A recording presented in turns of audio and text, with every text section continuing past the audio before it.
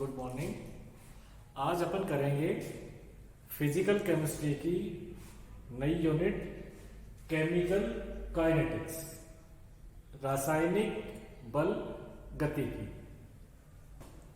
Chemical kinetics में chemical means रासायनिक, गतिकी मीन्स काइनेटिक मीन्स वेग।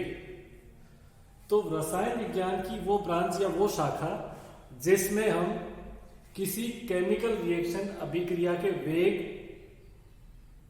यानी कि रेट ऑफ रिएक्शन और उस वेग को प्रभावित करने वाले कारकों का अध्ययन करते हैं।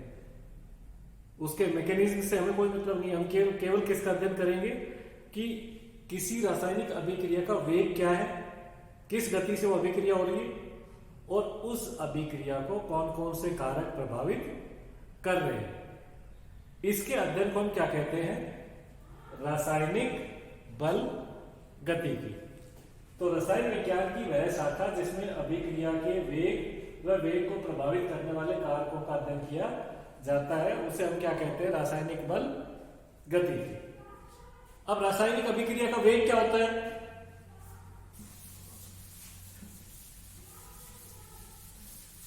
अभिक्रिया का वेग क्या होगा?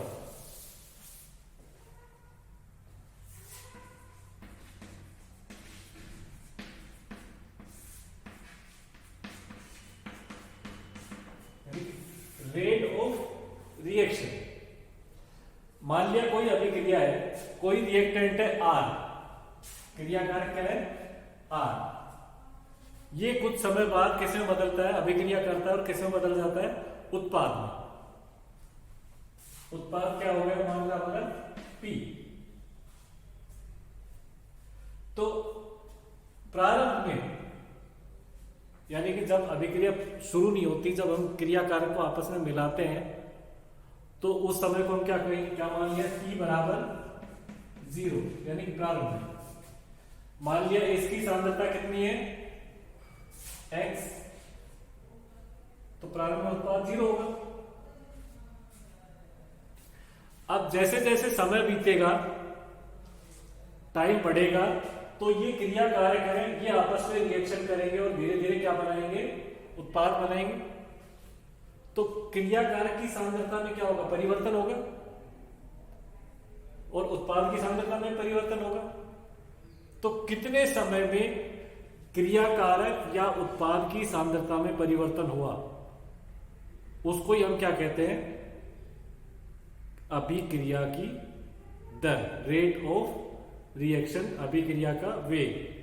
कि क्रियाकारक या उत्पाद की सांद्रता में परिवर्तन कितना हुआ और उस परिवर्तन में कितना समय लगा,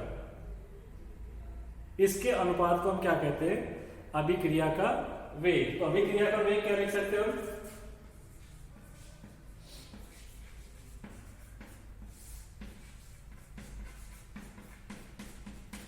प्लस माइनस क्रियाकारक या उत्पाद की सांद्रता में परिवर्तन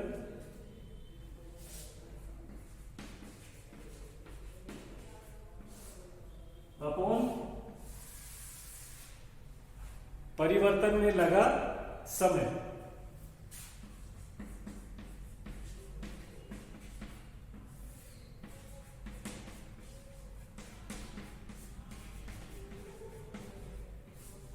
अपॉन परिवर्तन में लगा समय। अब यहां में प्लस माइनस को लिखा। अगर हम क्रियाकारक लेंगे, क्रियाकारक या उत्पाद की सांद्रता में परिवर्तन, अगर हम किसका परिवर्तन नोट कर रहे हैं? क्रियाकारक का। तो क्रियाकारक की सांद्रता समय के साथ साथ क्या होगी? घटती जाएगी। तो हमें यहां कौन सा चिन्ह आएगा, कौन सा निशान आएगा? माइनस। माइनस मतलब कि इसकी सांद्रता में क्या हो रही है? कमी होगी। अगर सांद्रता में वृद्धि होती है तो सांद्रता में वृद्धि किसकी होगी? उत्पाद की समय के साथ। तो अगर हम उत्पाद की सांद्रता में परिवर्तन ले रहे हैं तो हम कौन सा निशान, कौन से चिन्ह का प्रयोग करेंगे? प्लस का। तो अगर हम क्रियाकारक की सांद्रता में परिवर्तन नोट कर रहे हैं तो क्या निशान लिखेंगे? माइनस, क्योंकि क्रियाकारक की सांद्रता समय के साथ क्या होगी? घटती जाएगी। इसलिए हम कौन सा निशान यूज करेंगे? कौन सा प्लस माइनस में कौन सा चिन्ह यूज करेंगे? माइनस। मान लिया इसकी सांद्रता कितनी है? x है, ठीक है। और कुछ समय बाद इसकी सांद्रता क्या होगी? कम होगी, क्योंकि किस में बदल गई? उत्पाद में। अब मान लिया डेल टी, समय अंतराल कितना है? Del T. डेल टी में क्रियाकारक की सांद्रता में परिवर्तन कितना हुआ? मान लिया डीसी। क्रियाकारक की सांद्रता में परिवर्तन कितना हुआ? मान लिया हमने डीसी। डीसी क्या है? ये क्रियाकारक की सांद्रता में परिवर्तन, कि पहले x थी अब इतनी रह गई, तो इन दोनों में अंतर परिवर्तन कितना हुआ? डीसी। और ये परिवर्तन कितने समय में हुआ? मान लिया dt। तो अभिक्रिया का वेग क्या होगा? DC upon dt। लेकिन यहां हम क्रियाकारक की सांद्रता ले रहे हैं, इसलिए हम क्या करेंगे? इसके लिए माइनस चिन्ह का उपयोग करेंगे, क्योंकि क्रियाकारक की सांद्रता क्या होगी? समय के साथ घटती जाएगी।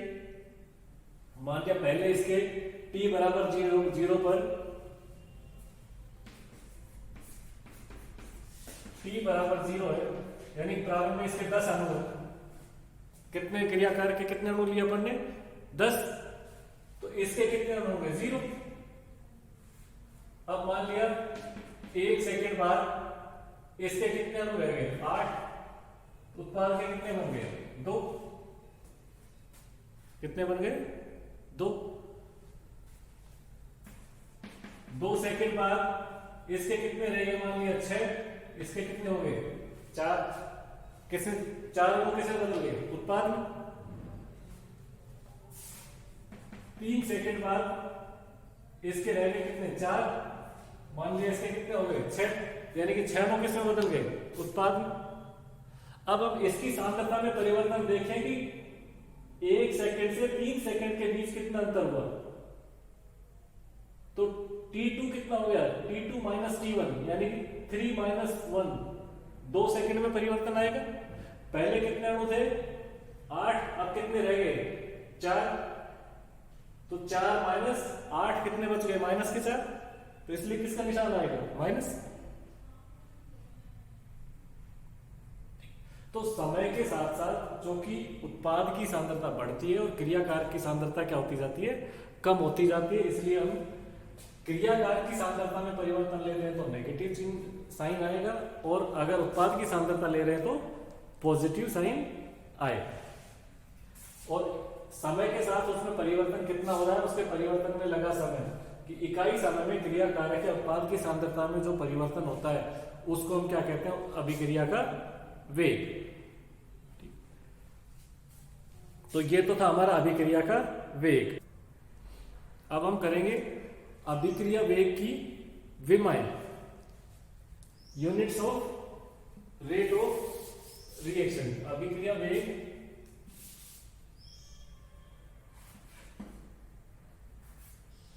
अभिक्रिया वेग की विमा।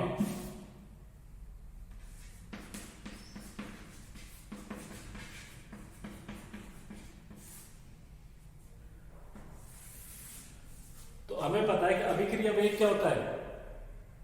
जैसे मान लें किसी उत्पाद की सांद्रता में परिवर्तन dx है और परिवर्तन में लगा समय कितना है? dt। तो हम क्या लिख सकते हैं? अभिक्रिया वेग, जिसको हम किससे लिख सकते हैं? r, रेट ऑफ रिएक्शन, बराबर क्या था? क्रियाकारक या उत्पाद की सांद्रता में परिवर्तन बटे परिवर्तन में लगा समय, यानी कि किसमें? सांद्रता में परिवर्तन बटा समय। तो सांद्रता में परिवर्तन क्या होगा? सांद्रता ही होगी कोई, तो हम इसको क्या लिख सकते हैं? सांद्रता बटे समय।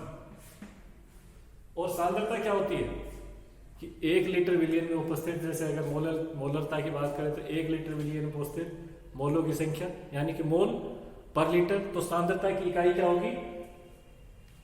मोल पर लीटर। और समय हमने मान लिया किसमें लिया, सेकंड में। किसमें ले रखा हमने, सेकंड,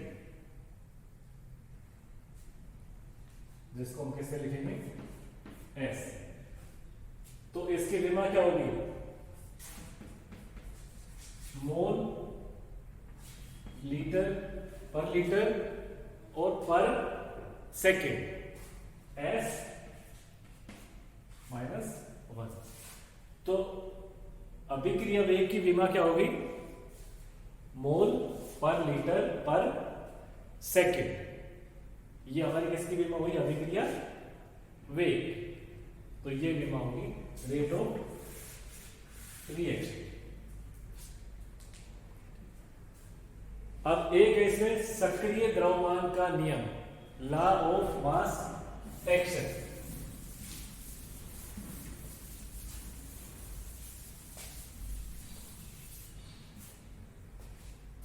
लॉ ऑफ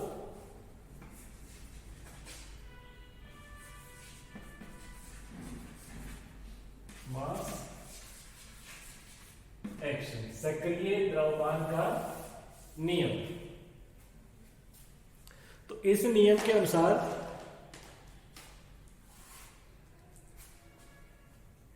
किसी अभिक्रिया का वेग, मान लिया एक अभिक्रिया ए है, क्रियाकारक ए है जो किसमें बदल रहा है, प्रोडक्ट बी। तो इस नियम के अनुसार किसी अभिक्रिया का वेग है वो क्रियाकारक के सक्रिय द्रव्यमान के क्या होता है, समानुपाती होता है। यानी क्रियाकारक की सांद्रता के क्या होगा, समानुपाती होगा। तो रेट ऑफ रिएक्शन आर है वो समानुपाती होगा किसके, मान लिया ये क्रियाकारक है ए है, इसका सक्रिय द्रव्यमान कितना है, सक्रिय द्रव्यमान जिससे लिखते हैं बड़े ब्रैकेट से। तो अभिक्रिया की दर वो क्रियाकारक के सक्रिय द्रव्यमान के समानुपाती होती है। इस नियम को हम क्या कहते हैं, सक्रिय द्रव्यमान का नियम। सक्रिय द्रव्यमान मतलब 1 लीटर विलयन में विलय के कितने मोल है, उस क्रियाकारक के कितने मोल है, वो क्या कहलाता है, उसका सक्रिय द्रव्यमान। तो अभिक्रिया की दर है वो क्रियाकारक के सक्रिय द्रव्यमान के समानुपाती होती है। इस नियम को हम क्या कहते हैं, लॉ ऑफ मास एक्शन या सक्रिय द्रव्यमान का नियम। Thank you.